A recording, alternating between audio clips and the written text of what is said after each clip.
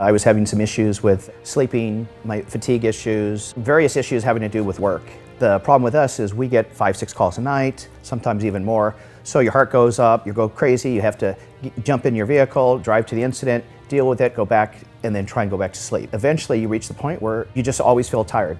As a chief officer, everybody looks at me as the one making the critical decisions. So if I'm foggy, if I'm behind the 8 ball, if I'm not thinking ahead, then they aren't either. And then I'm not putting those guys in a position where they're safe. That was kind of one of the first things that made me really look into, is there something better out there?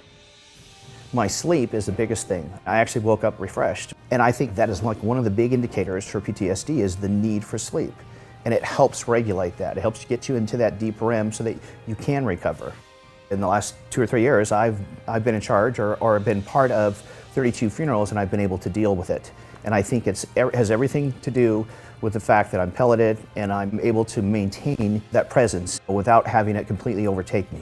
It's amazing. The energy you feel, the things you can do when you're on it, and the things you can't do when you're off it, it's just night and day. The place I go, I would say about 80% of the male clients are firefighters. So they've actually identified the importance of hormone replacement therapy, and they see it daily and how it affects their job and how it makes them perform their job that much better.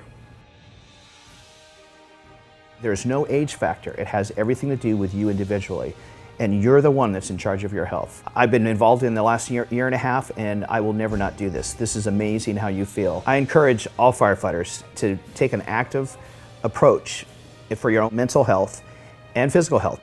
Get your blood test, find out what your levels are, and see if you're a candidate. And I guarantee it, you'll never forget it.